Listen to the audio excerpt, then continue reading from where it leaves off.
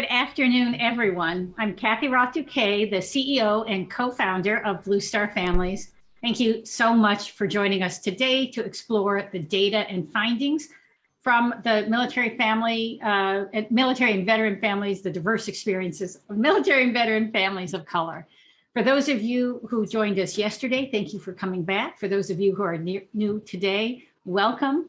This is the culmination of 14 months of work, 6 focus groups, nearly 1,300 military family members, all under the leadership of an extremely robust Racial Equity and Inclusion Advisory Leadership Committee. This work is made stronger through our collaboration with the Syracuse University's Institute for Military and Veteran Families. And I'm really excited to welcome to co-host today, my friend and colleague, Maureen Casey, IVMF's Chief Operating Officer. Thank you, Kathy, and welcome everyone. We're extremely excited for our teams to come together to discuss this important study. IVMF and Blue Star Families have been partnering on the annual military lifestyle survey since 2014, and we were thrilled to have the opportunity to collaborate on this project as well. Kathy, back to you. Thanks, Maureen. If you missed yesterday's storytelling event, you can find it on our website, and the moderator will drop a link into the chat on our registration screen and our website. Today, we're going to continue that work and work on how we can improve the work of organizations like ours, military and local communities, so that military families of color feel welcome in their communities. Back to you, Maureen. This report is truly groundbreaking. It will serve as a foundation for researchers and those who want to understand military and veteran families of color for many years to come. Today, the research team will explore the findings, highlight a few recommendations, and help us to understand not only the breadth of this project, but also open the door for all of us to apply what we have learned to what we do and how we do it. As always, there's not enough time to go into every detail of the report, and we encourage you to explore the findings on your own during and after the event. You can read the full report on Blue Star Family's website, and the chat monitor will share a link in the chat. Back to you, Kathy. Thanks, Maureen. We're really excited to have these conversations today moderated by some of the truly outstanding members of our Racial Equity and Inclusion Committee. During this session, Lieutenant General retired Tom Bostic from the U.S. Army will moderate the first session, followed by Mr. Kobe Langley, Senior Vice President of the American Red Cross. Then after a break, we'll be joined by Val Nicholas, Senior Vice President, Creative Director at Summit Media Corp, Rear Admiral retired Sinclair Harris from the Navy, and Major General retired Juan Ayala of the U.S. Marine Corps. This committee has truly led our efforts. These are extraordinary individuals who have led a great deal amount of time, and I am personally grateful to them and so glad that they are able to join us. Maureen? Thanks, Kathy.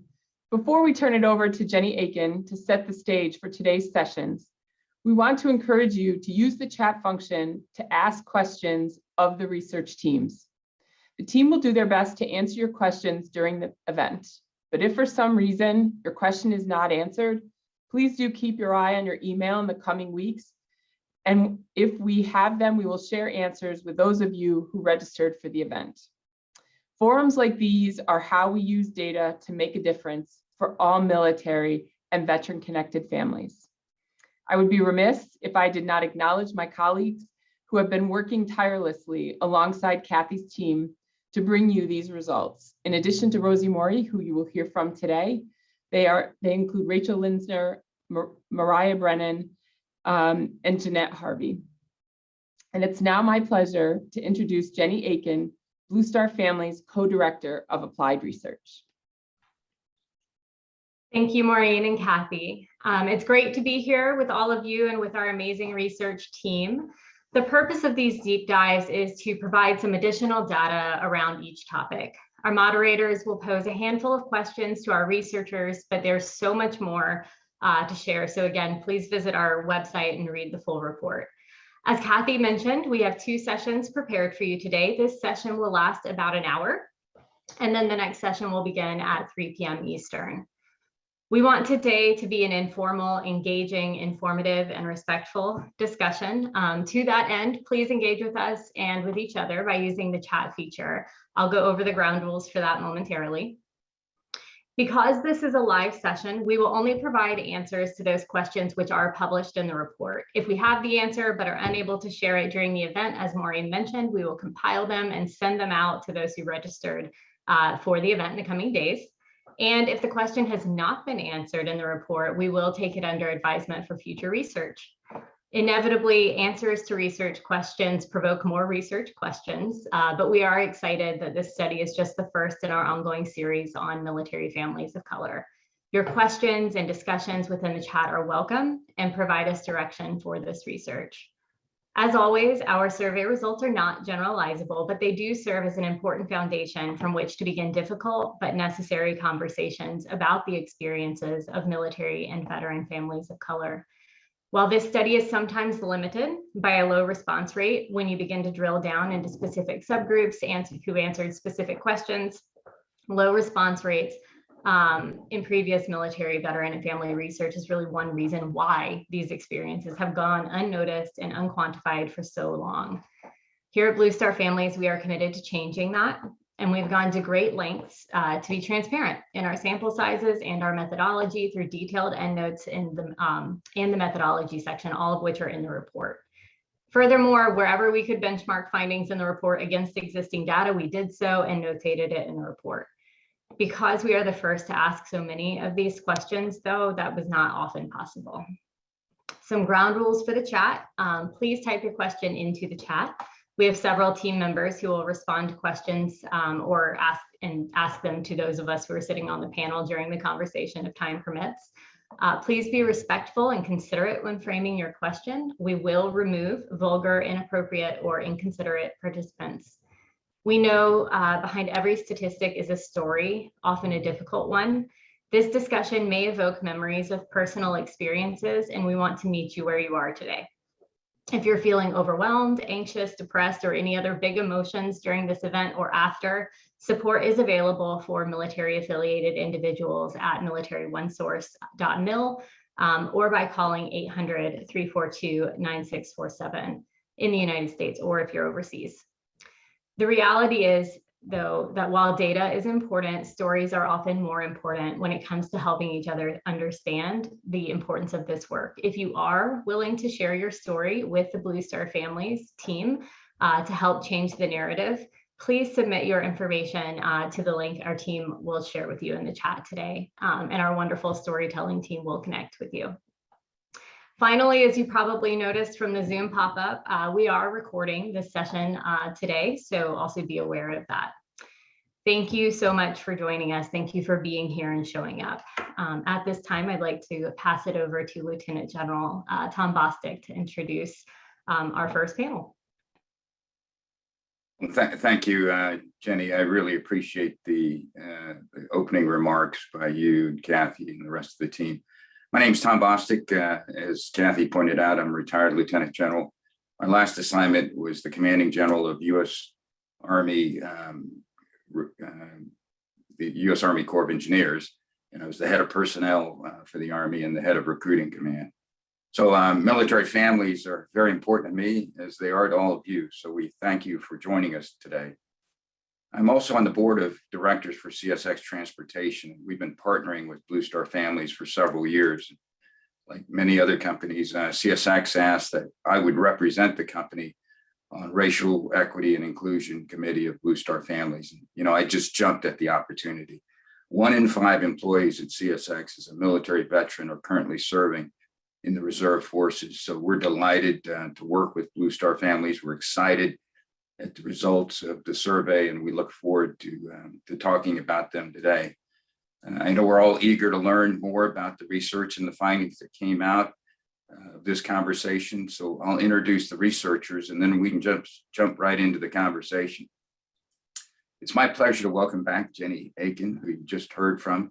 She is the co-director of applied research at Blue Star Families, and she's the co-principal investigator of the research. I'd like to also introduce Cynthia Rivera. Senior Manager of Equity and Social Impact Research at Blue Star Families. Welcome to you both. They've joined us today to discuss military life decision-making, region and community factors, and public safety and law enforcement. So let's get started. This first question I'll pose to Jenny. This report is focused on experiences of military and veteran families of color, but many of your findings address disparities that the service members themselves encountered. Can you describe what issues are covered in the report broadly and why you chose to include service members in your analysis? Yes, thank you very much, sir. As many of you on the call know, a lot of research has been done in the past with regard to service members of color and veterans of color. So we came to this research prepared to look at specifically family members of color, especially spouses and children. But what became clear very, very quickly, especially during our focus groups, was that military family issues are inextricably linked to personnel and readiness issues. So while this report set out to be a traditional needs assessment, and we do go over topics, especially at the 3 o'clock panel, such as resource needs, employment outcomes, healthcare, food insecurity, caregiving, schools, childcare, the works, we knew that we really needed to take some time to look at these military life decision factors and also the community factors. And many of those in the decisions made by these military families of color who took the time to respond to our survey are directly influencing the retention of military service members of color. And so we do touch on many of those issues. There's a common aphorism that is recruit the service member, retain the family, and that is true here. So we do touch on a little bit of everybody in the report. And again, I encourage you to check the full report out online if we don't answer your question today. Jenny, thanks for that response. As the former head of recruiting, I can certainly vouch for the phrase that we enlist or commission service members, but we retain their families. And we heard that time and again yesterday during many of the opening comments by leadership from DoD. So let's put some of those numbers into perspective. Nearly half of the active duty family respondents report that they have considered racial, ethnic discrimination in their installation ranking decisions. Almost 1 in 3 report having made the decision not to accept an assignment, whether PCS orders or a job, knowing that it may negatively impact the service member's career at some point during their time in service. And again, to you, Cindy, these are big decisions and they're impacting a lot of families. Can you describe the types of community challenges respondents shared in the survey and in focus groups which led them to make these decisions? Thank you, sir. Definitely. So some of the community challenges that people spoke of first in the focus groups were things like belonging. I don't fit in. I go to a spouse club and I'm the only person of color there. I don't know what that means for me. I don't feel like I should be in this space. So we heard that in focus groups throughout all of the focus groups we held. And then we saw it play out when we asked the questions in the survey with about 46% of our active duty families reporting that they have a difficulty feeling that sense of belonging in their civilian communities. What is really interesting to me is that this the talk of these experiences of not belonging and then these instances of racial slurs, discriminations, they weren't contained to one space. They were across spaces. So churches, schools, childcare, spouses club, civilian environments, military environments. So we heard these stories far reaching of all of these different times where people didn't fit in or felt discriminated against. And on top of it kind of being everywhere, it was also among all populations. So it was spouses, service members. It was spouses and service members talking about instances that happened with their children. maybe speaking about instances that they'd seen happen with a friend of theirs of color, even extended family members when they had gone to an installation and had experienced some type of racism in an area where they weren't accustomed to. So we see that these that belonging really kind of was felt in all environments from our respondents. So, or lack of belonging. Wow, that's really informative, but tough to hear. You know, in the military, we talk about teamwork, and in order to be a member of the team, you have to fit in. Whether you're the service member or the family member, you want to fit into that team on the military base and the community as well. Mm-hmm. What are the consequences families face when they make these decisions? So that was something we asked in the survey. And as you mentioned earlier, about 42% of active duty service members had indicated that they had turned down orders based on some type of perception about the installation. And about 64% of those, we asked if they thought they would have a negative impact to their career. 64% of those said that they anticipated a negative impact and then it happened. And that kind of looked like things like getting a less attractive duty assignment. Almost half said that happened. Another third said they thought that it hindered their promotability. 32%, another third said that they believed they got a poorer evaluation. And then for 15%, that was a career-ending decision. So that was kind of the service members' perspective of what happened due to turning down orders.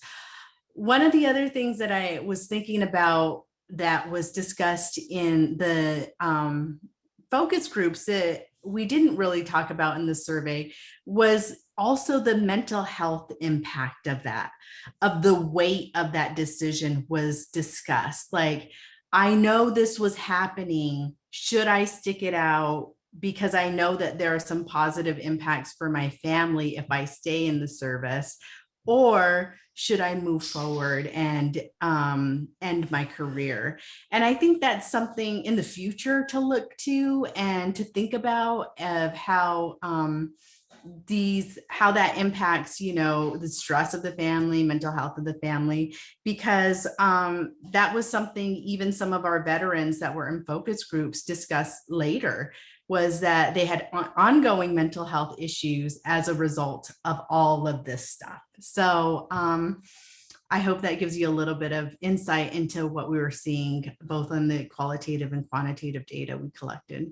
Yeah, thank you, Cindy. Very powerful. As I mentioned, I was the head of personnel for the Army, 1 million soldiers, 330,000 civilians, and all their families. And we did a lot of surveys, but what makes this survey so unique and so special is the targeted focus on military families of colors and the decisions that they have to make along with their spouses in continuing with their service. So this is going to be a huge value for the military. Military families make decisions based on perceptions of past experiences. So let's talk more about the real experiences people have had in the past couple of years. You found that about 1 in 3 active duty family respondents experiencing at least one incident of being threatened or harassed in their local civilian or military community due to their race or ethnicity since January 2020. You found that most respondents had feared for their personal safety at least once since January 2020. Jenny, what additional insights can you provide regarding these experiences? Yeah, I mean, first, I just want to take a pause. That's 1 in 3 active duty family respondents of color. And remembering that most of our active duty family respondents are spouses, report being threatened or harassed in their local civilian or their military community at least once between January 2020 and when we fielded the survey in summer 2021. Those are very similar rates for both civilian and military communities. It was 33% in the civilian community and 29% in the military community. We also see very similar rates of police profiling with regard to both military and civilian law enforcement across every racial and ethnic group that we were able to analyze, with Black respondents reporting this most commonly. About 1 in 3 Black active duty family respondents report police profiling by military and civilian law enforcement since January 2020. And while trust may be higher in civilian law enforcement than it is, in military law enforcement than it is in civilian law enforcement, only half of our Black active duty family respondents trust their military law enforcement, and only 30% trust their local civilian law enforcement. And I think it's really important to remember that these can be very scary experiences for people. It's probably why over half of our active duty family respondents do report fearing for their personal safety in their civilian community and also in their military community at least once since January 2020 due to their race or ethnicity. And it is better, it is better in military communities, not much, it's actually 4 in 10 in military communities, but it is over half in the civilian community. So we have a lot of work to do here, and I'm excited that all of you are here to help address it because we can only get better from here if everybody's part of the same conversation and working from the same set of data. So just again, thank you all for being here. Well, Jenny, thank you for that response. As you know, even as a general officer, I've been threatened, harassed, my family and I. And you kind of often think you're unique in these aspects, but another powerful point of this survey is to show just how many people are of color in our forces or their family members have been impacted in the same way that my family and I have been impacted.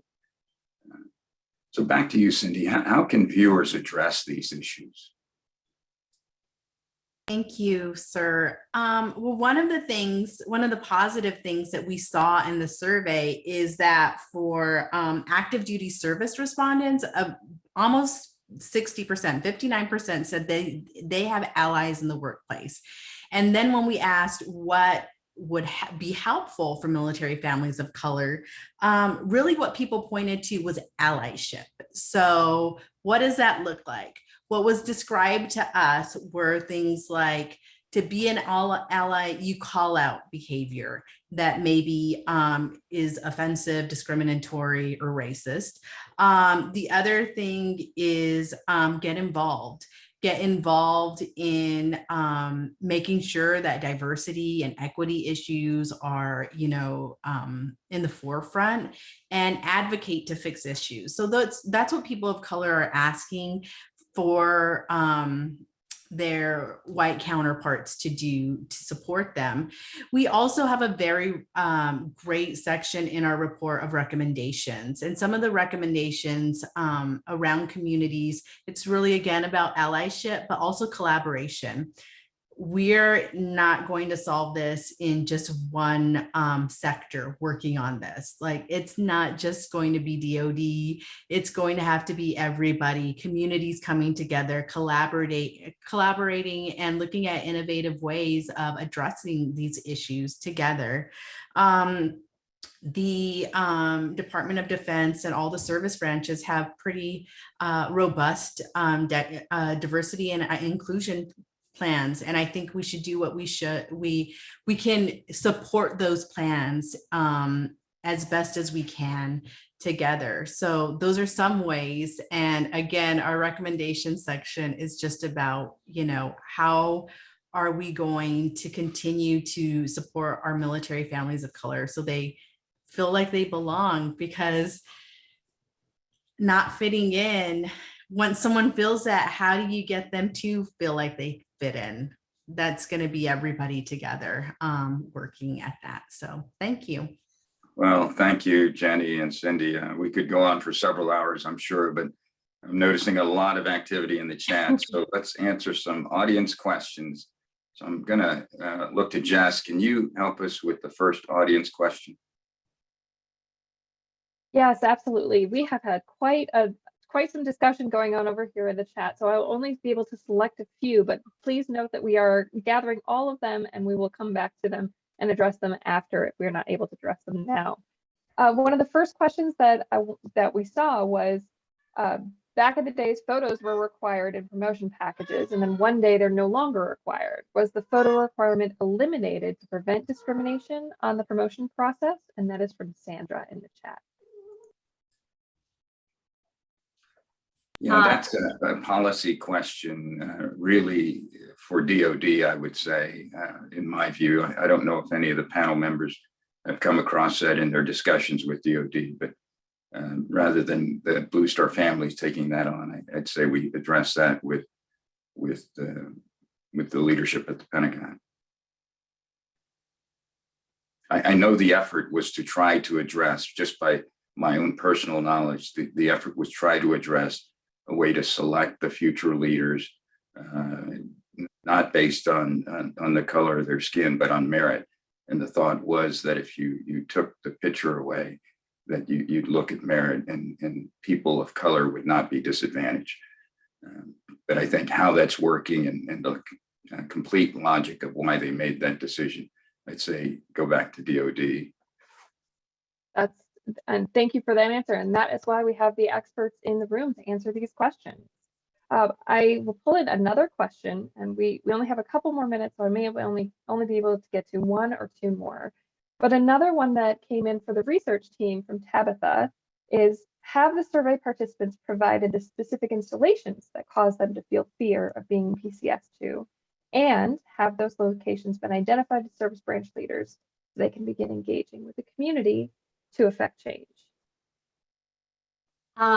Short answer, no, we do not have this data by installation. Long answer, that is where we hope to go with this research, is to better understand all of this at a community level. What we were able to do in the report, if you especially look at finding one, is we were able to break down some of these experiences by census region. And so those are reported in there. And what was quite striking is that many of these experiences are happening all over the country. So one of the things we did not address in the question so far is we actually did ask people which parts of the country do you not feel comfortable going to when you're making your installation rankings. And what we saw there was that nearly twice as many active duty family respondents reported they were not at all comfortable going to the South, Midwest, and Alaska.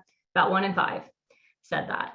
But when we look at experiences, like real lived experiences since January 2020, it doesn't make that exact same lineup. I mean, we see it very prevalent in the Midwest, yes, but also very prevalent in the West and very prevalent in the South, least prevalent in the Northeast. So I would dig in there and start there. And again, this is something that we intend to continue asking about in coming years. Cindy, do you have anything else to add there?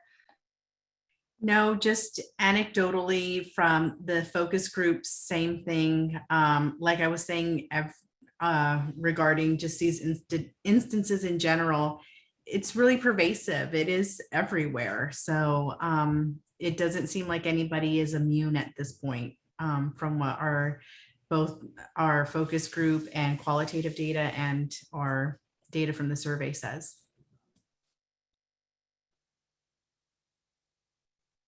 Well, thank you all. I think that is the time that we have for questions. I had one more lined up that was going to be really good, but I think we just ran out of time. But we will get back to it after the session is over.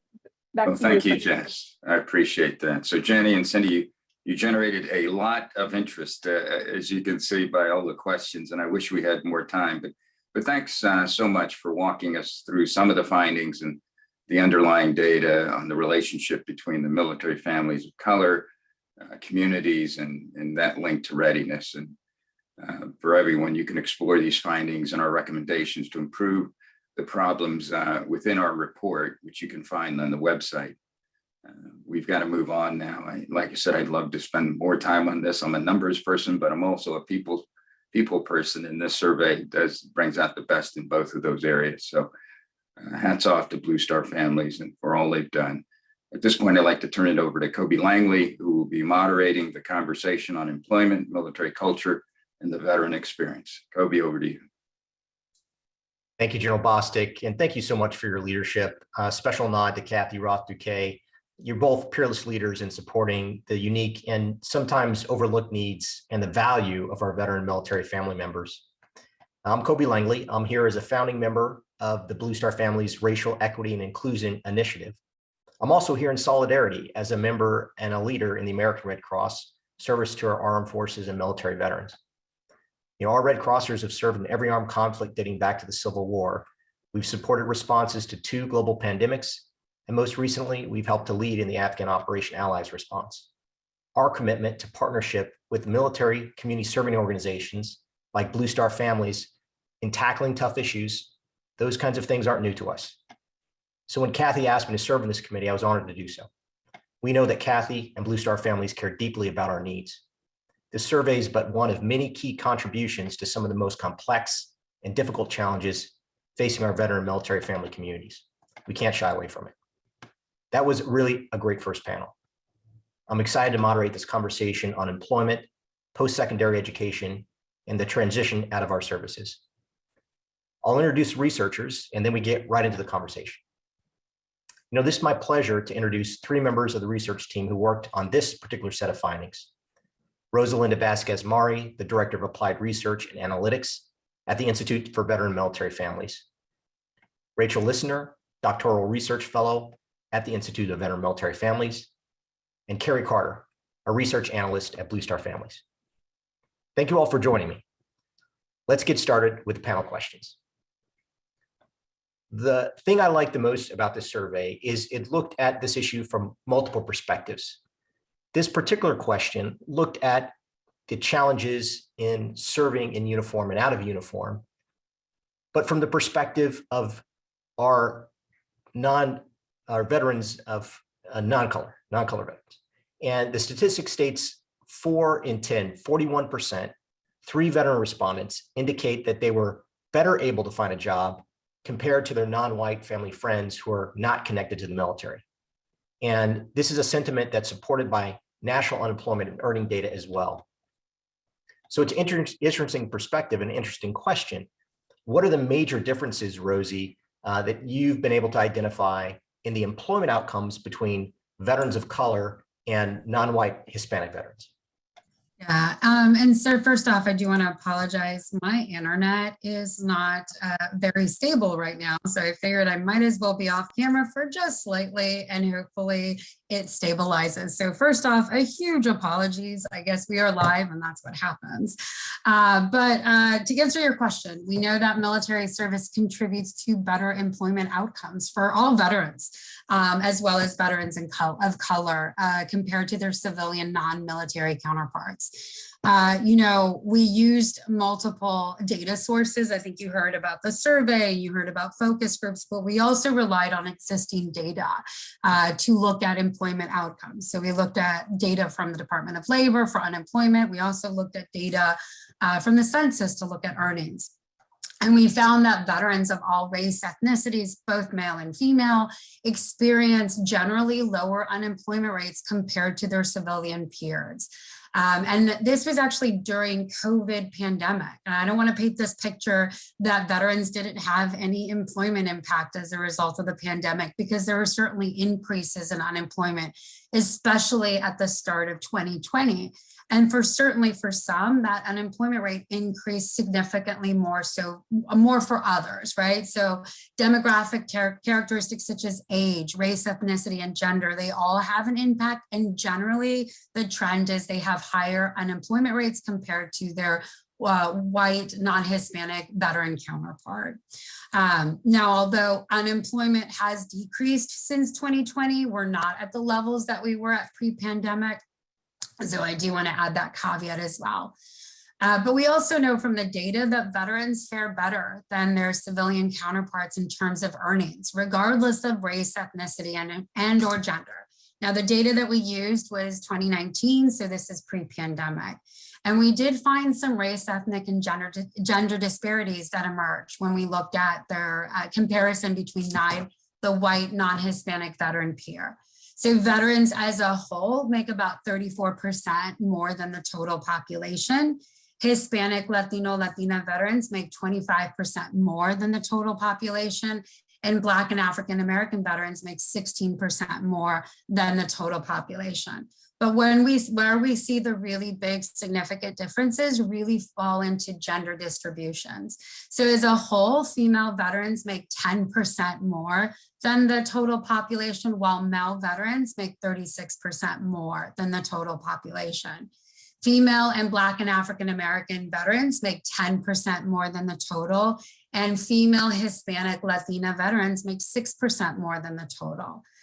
So as a whole, in terms of general employment outcomes, they're relatively positive. But you can see, as I said, some of the stats, there are some racial and ethnic as well as gender disparities that exist despite having the same military service experience. And that's key, right? It's when you compare the apples to apples, the veteran communities of color versus the veteran white or non-Hispanic communities, how do those communities collectively fare in the marketplace? The DOL statistics usually don't focus on kind of this kind of apple-to-apple comparison the same way that this research study did. And it did shed some really interesting light on the disparities between similar and like communities of veterans. I do have a follow-on question, related to the statistics as it relates to Hispanic or Latino and Black veterans. 50% of our Hispanic or Latino veterans and 50% of our Black veteran respondents characterize their overall transition as difficult or very difficult. Again, like to like, this is in comparison to 43% of white or non-Hispanic veteran respondents. So this question is really for Rachel. Is it possible to talk just a little bit more about the transition experiences of veteran respondents of color?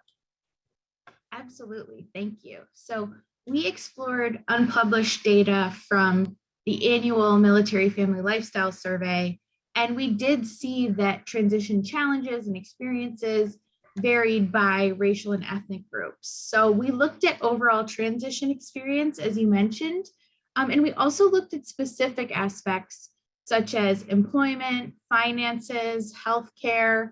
A larger proportion of Black and Hispanic or Latino veteran respondents rated each of these as difficult than their white counterparts. So for example, 61% of Hispanic or Latino veterans and 55% of Black veteran respondents characterize their financial transition as difficult or very difficult, compared to 48% of white or non-Hispanic veteran respondents. And then in the present survey, we found that veteran respondents of color who reported needing employment and career development resources since January 2020, of those that needed those resources, 43% did not receive them. And when we asked about why they had not accessed or used those resources, the most cited answers were a lack of knowledge. So I don't know how to access this resource, and concerns about the stigma of accessing that resource. So I think that finding in particular sheds a light on the transition experience for veterans of color and needing to spread the information about available resources, how to access these resources. And then one last piece that I think is important to discuss is that we know spouses of veterans are also navigating this transition. And we'll talk about this a little bit later today when we talk about spouse employment, but we were well aware, we've discussed in other research efforts that the impacts of spouse employment challenges are far reaching and they continue after families separate from service. And when we asked about services and resources, that those employment and career resources were the top service needed by veteran spouses of color. And like the veteran respondents of color, not knowing how to access these resources was again the top reason that they hadn't received the employment and career services that they were looking for. Thank you. That's a really, really interesting finding. Thank you so much for that. This question is really for Carrie, and it deals with education and some of the findings that the study was able to review. In my experience, a lot of my Iraq and Afghanistan era veterans joined the military, and some previous studies bear out this fact. They joined because of the generous education benefits, in addition to a care and a commitment for their country. The GI Bill is extremely generous. It's been advocated for and supported by organizations like Blue Star Families, Student Veterans of America, and Iraq and Afghanistan veterans, and it's gotten better over time. So it's quite an amazing benefit for our veteran family members and in our veteran community. But to get that degree sometimes is a little bit more challenging for communities of color. And I'm really interested as it relates to figures showing the rates of bachelor's or higher degree attainment of the Black and Hispanic respondents in comparison to their civilian counterparts. So this question is for you, Carrie. How do these particular rates of degree attainment for respondents compare to civilians? Yeah, thank you so much. This is another good news story. So we know that higher education attainment, like you said, it's a big part of service members and veterans' lives, and it's also a huge piece of this transition experience conversation and generally just employment outcomes. Our service member and veteran respondents earn bachelor's degrees at much higher rates than their civilian counterparts. We looked at Census Bureau data from 2019 and saw that while about 26% of Black civilians over the age of 25 held at least a bachelor's degree, about 60% of Black active duty service member and veteran respondents in our survey had a 4-year degree or higher. That's 26% to 60% among our Black respondents. We saw a similar trend for Hispanic and Latinx service members and veterans in our sample, about 60% holding a bachelor's degree or higher compared to about 19% of Hispanic and Latinx civilians.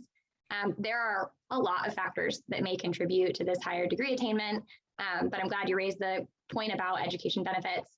We also looked at motivations for service, and just like you said, from your personal experience, about 2 out of 3 Black, Hispanic, or Latinx and Asian respondents reported educational benefits as a motivation for serving in the military.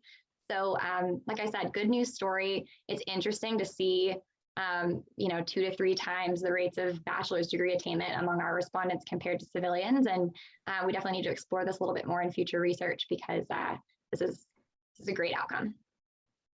It really is. And such a highly educated and motivated workforce, that's coming, to a community near you. Those statistics are amazing, 26% versus 60%. For our Black community, 19% versus 60% for our Latinx community. That's an amazing level of educational attainment for our veteran community. And hopefully our people that are listening today that are looking to hire veterans are thinking about the quality of the candidates that they'll be getting in our minority communities and in our veteran communities writ large. So thank you, Rosie, Rachel, and Carrie. Just really amazing research and some nice positive news in some of these statistics. So I know that we've had a little bit of activity in chat, so maybe we can answer some audience questions. I would love to serve up some questions. There's been a lot of activity going on over here. Thanks, Jess. One question that came from Shannon in the chat is, did degree attainment translate to career transition success?